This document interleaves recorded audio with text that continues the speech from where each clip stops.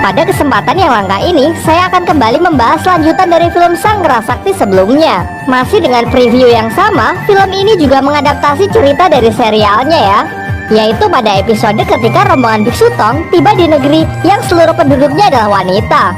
Masalah menjadi semakin rumit ketika mereka harus mengandung seorang anak. Tentunya film yang dibuat 20 tahun setelah serialnya pasti memiliki perkembangan yang jauh lebih keren, terutama efek visualnya yang sangat memanjakan mata bagi kalian penggemar setia sang Raja Kera dari Gunung Huanghuo ini.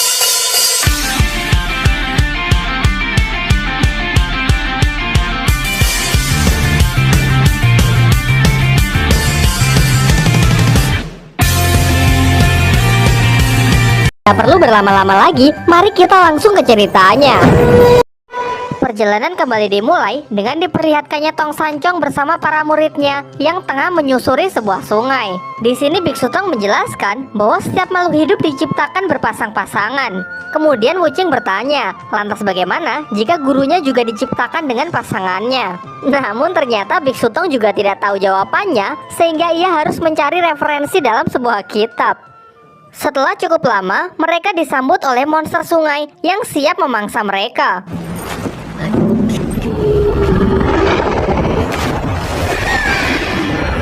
Tentu dengan sigap, Sun Wukong pun langsung melakukan perlawanan. Sayangnya sangat sulit jika harus bertarung sambil melindungi rekan-rekannya. Untunglah tiba-tiba sebuah portal muncul sehingga mereka semua dapat lolos dengan memasuki portal tersebut. Ternyata portal itu membawa mereka jatuh dari sebuah tebing. Di sini jugalah Biksu Tong mengawali pertemuannya dengan seorang gadis yang sangat cantik.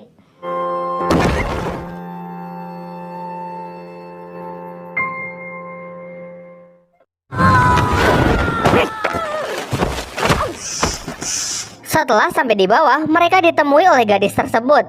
Tanpa memperkenalkan diri, gadis ini langsung menanyakan apakah mereka adalah pria. Setelah mendapatkan jawabannya, gadis ini pun tersenyum, kemudian langsung pergi meninggalkan mereka. Ternyata gadis tersebut adalah seorang ratu dari kerajaan wanita. Jelas sesuai namanya, seluruh orang di kerajaan ini adalah wanita. Setelah kembali, sang ratu menceritakan apa yang baru saja ia alami. Menurutnya ini adalah hal yang sangat menakjubkan, mengingat di kerajaan wanita sama sekali tidak ada pria. Juga karena ini adalah pertama kalinya ia melihat seorang pria. Setelah mendengar cerita dari sang ratu, salah seorang pelayan langsung menunjukkan ramalan di kerajaan wanita. Ramalan tersebut mengatakan bahwa pria adalah racun yang sangat berbahaya. Namun penjelasan dari ramalan kurang lengkap karena ada potongan yang hilang. Tiba-tiba Ibu Suri datang untuk melanjutkan isi dari ramalan tersebut. Ia menjelaskan bahwa pria adalah racun yang tidak memiliki penawar. Dengan tipu muslihatnya, mereka memberikan harapan palsu kepada para wanita, membuat mereka percaya dengan mengandung para anak-anaknya. Namun para pria tidak bertanggung jawab dan langsung pergi begitu saja. Satu-satunya cara untuk menghindar dari bencana ini adalah dengan membunuh mereka sedari awal. Kita kembali ke rombongan Biksu Tong yang masih berusaha untuk mencari arah. Sementara Cupatke yang memiliki insting sekuat kakek Sugiono menemukan sebuah harta karun, yaitu sekelompok wanita yang tengah mandi di sungai. Di waktu yang bersamaan, Sun Gokong dan yang lainnya juga dikepung oleh sekelompok prajurit wanita. Biksu Tong yang melarang Wukong menggunakan cara kekerasan mencoba berbicara dengan para wanita ini. Layaknya imigran gelap, mereka pun dibawa masuk ke dalam kerajaan untuk menerima hukumannya. Dari sini akhirnya mereka pun mengetahui kalau sekarang mereka telah memasuki kerajaan wanita. Setelah memasuki istana, mereka pun dipertemukan dengan sang ratu. Mereka pun juga menyadari kalau ternyata sang ratu adalah wanita yang mereka temui beberapa waktu yang lalu. Kemudian tetua dari kerajaan wanita menunjukkan bahwa ternyata kedatangan rombongan Biksu Tong sudah diramalkan. Berdasarkan ramalan, mereka akan membawa kehancuran kepada kerajaan ini. Sehingga dengan desakan dari berbagai pihak, terutama dari sang Ibu Suri, rombongan Biksu Tong pun dijatuhi hukuman mati. Namun sebelum itu sang ratu ingin menginterogasi mereka sebelum eksekusi dijatuhkan. Jelas sebenarnya Sun Wukong bisa saja melakukan perlawanan. Namun berdasarkan nasihat dari gurunya, ia pun mengurungkan niatnya tersebut. Malam harinya ternyata Biksu Tong juga setuju dengan Wukong untuk melarikan diri dari kerajaan wanita. Di waktu yang bersamaan, sang ratu tengah menuju penjara berniat untuk menginterogasi mereka.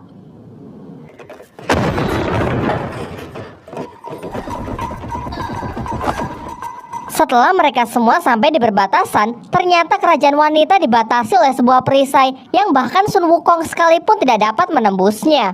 Hal ini memaksa mereka kembali ke penjara demi untuk menyusun rencana yang lain.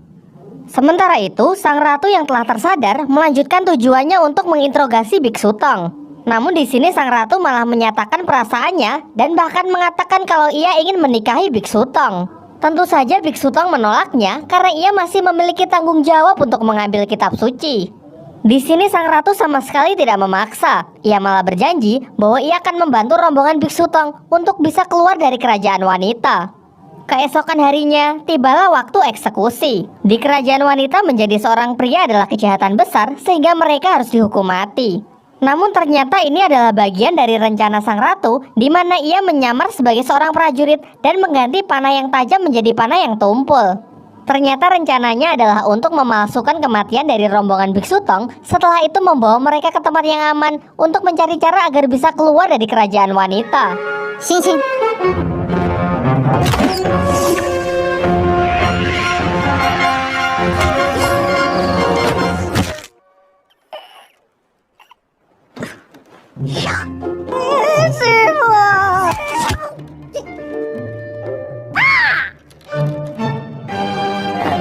Namun sialnya, ketika giliran Cupatke tiba, Ibu Suri malah mengganti anak panahnya. Ia beralasan kalau menjadi seorang pria memanglah kejahatan yang sangat besar, dan jika prianya jelek, kejahatannya menjadi berlipat ganda. Namun tidak perlu cemas, bagaimanapun juga Cupatke adalah jelmaan dari siluman, jelas dia tidak akan mati semudah itu. Setelah puas menyaksikan eksekusi tersebut, Ibu Suri pun menyerahkan jasad mereka ke para prajurit. Semua berjalan sesuai rencana. Sang ratu berhasil membawa rombongan Biksu Tong ke tempat yang sangat aman, yaitu suatu tempat suci di kerajaan wanita. Di sini juga terdapat patung yang sangat besar yang merupakan patung dari leluhur mereka. Di sini sang ratu mengungkapkan bahwa ia sebenarnya juga tidak tahu bagaimana cara keluar dari kerajaan wanita, karena sudah berabad-abad lamanya tidak ada satupun orang yang mencoba keluar dari kerajaan ini. Tetapi masih ada harapan. Mereka meyakini bahwa pada potongan ramalan yang hilang terdapat petunjuk bagaimana cara keluar dari kerajaan wanita. Singkat cerita, di tempat ini jugalah mereka menemukan potongan yang hilang. Ternyata potongan ramalan tersebut hidup dan bisa berlari untuk mempermainkan mereka. Setelah terjadi adegan kejar-kejaran yang sangat kocak namun tidak terlalu penting untuk diceritakan, akhirnya Sun Wukong berhasil menangkap potongan ramalan tersebut. Setelah dibaca dengan teliti, ramalan tersebut mengatakan seseorang bisa saja keluar dari kerajaan wanita jika telah memahami arti dari cinta. Tetapi bahkan Biksu Tong mengungkapkan bahwa ia juga tidak terlalu paham dengan apa yang dimaksud. Kemudian salah seorang prajurit menyela, ia mengatakan bahwa ia pernah mendengar kisah cinta di kerajaan wanita.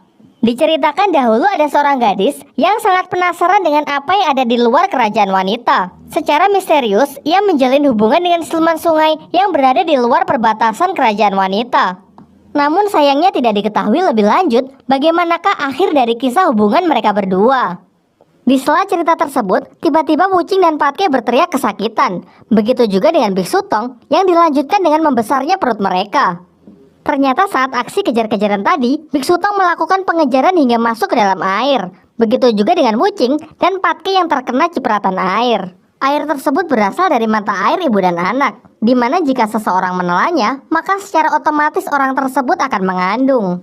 Sebagai satu-satunya pria yang selamat, kini Sun Wukong pun diminta untuk segera mencari solusinya. Mengingat mereka hanya memerlukan waktu 9 hari untuk melahirkan, terlebih lagi mereka adalah laki-laki, jadi bagaimana caranya melahirkan? Beruntung salah seorang prajurit mengatakan bahwa di kerajaan wanita juga terdapat air penggugur kandungan. Tentu setelah diberitahu lokasinya, Sun Wukong pun langsung bergegas pergi ke tempat tersebut. Di sana Wukong menemui seorang pertapa yang ternyata adalah seorang banci. Setelah Wukong mengatakan maksud dan tujuannya, kemudian sang pertapa menjelaskan bahwa untuk mendapatkan obat penggugur kandungan dibutuhkan proses yang sangat lama dan membutuhkan waktu hingga ratusan tahun. Di sisi lain, Biksu Tong masih tidak terima kalau ia akan melahirkan seorang bayi. Kemudian sang ratu mencoba menjelaskan bahwa ini sama sekali bukanlah hal yang buruk. Jika janin itu digugurkan, lantas apa bedanya ia dengan membunuh? Setelah menyadari hal tersebut, secara perlahan-lahan Biksu Tong pun akhirnya bisa menerimanya. Di waktu yang bersamaan, Sang Pertapa pun mengungkapkan bahwa ternyata ada cara instan untuk mendapatkan obat penggugur kandungan, yaitu tepat di hadapannya, Wukong harus bisa menunjukkan cinta yang murni. Jelas Wukong tidak paham dan ia sama sekali tidak peduli dengan omong kosong itu. Ia malah menjelaskan bahwa dahulu ia adalah orang yang sangat kacau, sampai akhirnya ia bertemu dengan Biksu Tong yang mengangkatnya menjadi murid dan berjanji akan mengawalnya hingga mendapatkan kitab suci yang ia inginkan. Di luar dugaan, ternyata Sang Pertapa menganggap ini adalah cinta yang murni. Kini obat penggugur kandungan pun telah didapatkan, yang ternyata berasal dari air mata Sang Pertapa itu sendiri. Tanpa berlama-lama, Wukong pun langsung kembali ke rombongannya. Namun yang mengejutkan, ternyata semuanya telah menerima janinnya dengan penuh sukacita. Bahkan Biksu Tong sendiri mengungkapkan bahwa kini ia tidak membutuhkan obat penggugur kandungan tersebut. Ia lebih memilih untuk melahirkan dan menunda misi ke barat. Dengan ilmu sihirnya, sontak Wukong langsung menghentikan waktu. Ia yakin kalau Biksu Tong pasti akan menyesali keputusannya ini suatu hari nanti. Sebab ia tahu kalau mendapatkan kitab suci untuk menyelamatkan umat manusia adalah keinginan terbesar dari gurunya. Setelah waktu kembali, obat tersebut pun telah bereaksi sehingga kini janin mereka semua telah gugur. Sayangnya Biksu Tong terlihat tidak senang. Kemudian ia langsung pergi untuk mencoba menenangkan diri. Ia pergi untuk menyalin kitab di tanah, karena memang sejak kecil inilah cara dia untuk menenangkan diri. Melihat hal itu, sang ratu menemaninya hingga tak terasa mereka sudah menulis cukup jauh. Tanpa disadari, ternyata Ibu Suri sudah berada di belakang mereka. Setelah mengetahui kepalsuan dari kematian Biksu Tong, sang ratu pun kembali menangkapnya. Namun alih-alih dimasukkan ke dalam penjara, Biksu Tong malah dibawa ke pesisir. Daerah ini terkenal dengan nama lautan tak bertepi, sehingga dapat dipastikan siapapun yang berlayar di tempat ini pasti tidak akan kembali. Di pihak lain, ternyata sang ratu menyadari rencana Ibu Suri yang ingin menghanyutkan Biksu Tong. Sadar bahwa ia tidak mampu melawan kehendak dari Ibu Suri, ia pun turut menemani Biksu Tong untuk hanyut menyusuri laut.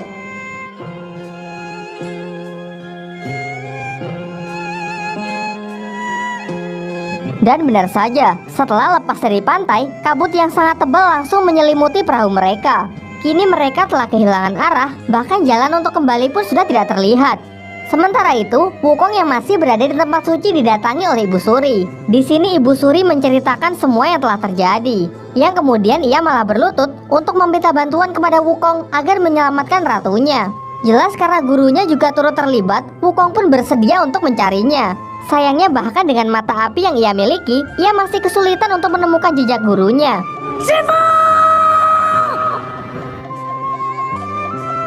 Biksu Tong bersama sang ratu masih terombang-ambing di atas perahu. Meskipun kabut telah menghilang, namun sejauh mata memandang, mereka hanya bisa melihat lautan.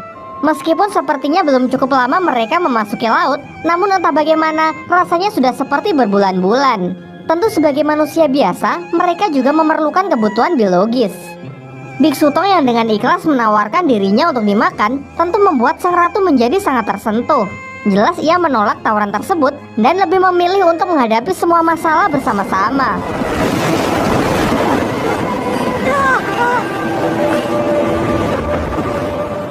Setelah badai berlalu, akhirnya perahu mereka menyentuh daratan. Ternyata inilah yang dimaksud dalam ramalan. Cinta murni dari sang ratu membuat gerbang kerajaan wanita menjadi terbuka. Di tengah lautan yang mencolok, akhirnya Sun Wukong berhasil menemukan gurunya. Kemudian ia langsung melepaskan rantai yang mengikat Biksu Tong dan mengajaknya untuk segera meninggalkan tempat ini. Namun Biksu Tong malah menoleh ke arah sang ratu dan ia memutuskan untuk mengajaknya bersama. Ketika sang ratu mencoba untuk mengikutinya, ternyata perisai menahannya.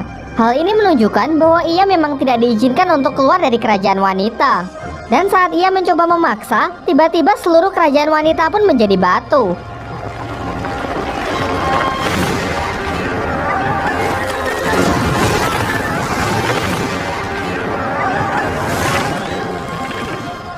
Sang ratu pun juga tidak luput dalam peristiwa petrifikasi ini. Untunglah dengan sigap Biksu Tong langsung memeluknya, yang membuat keadaan kembali menjadi seperti semula.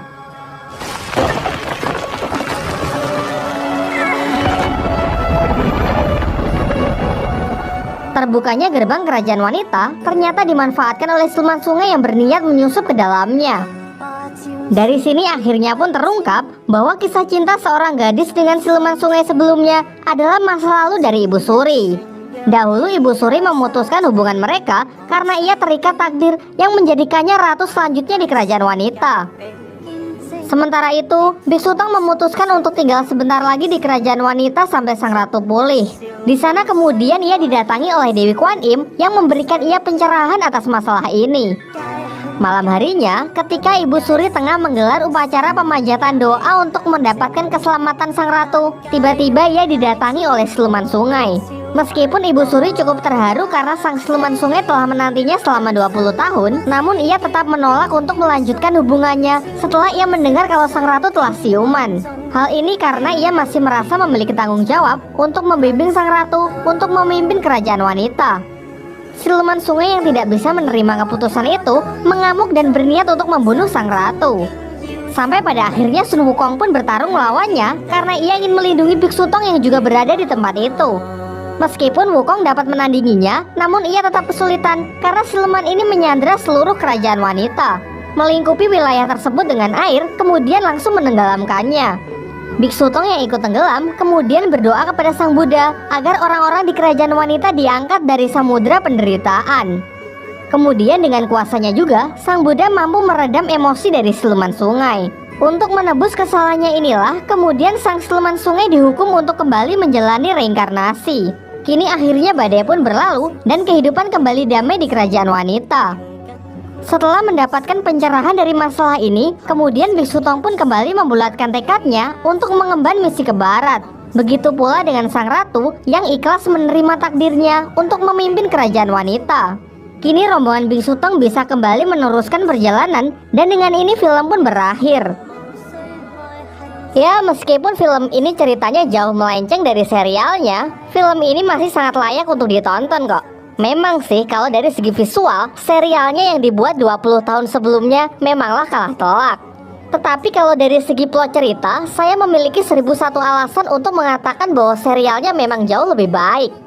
Mungkin itu aja, tapi kalau kalian ingin saya juga membahas plot cerita dari serialnya, kalian bisa request di kolom komentar.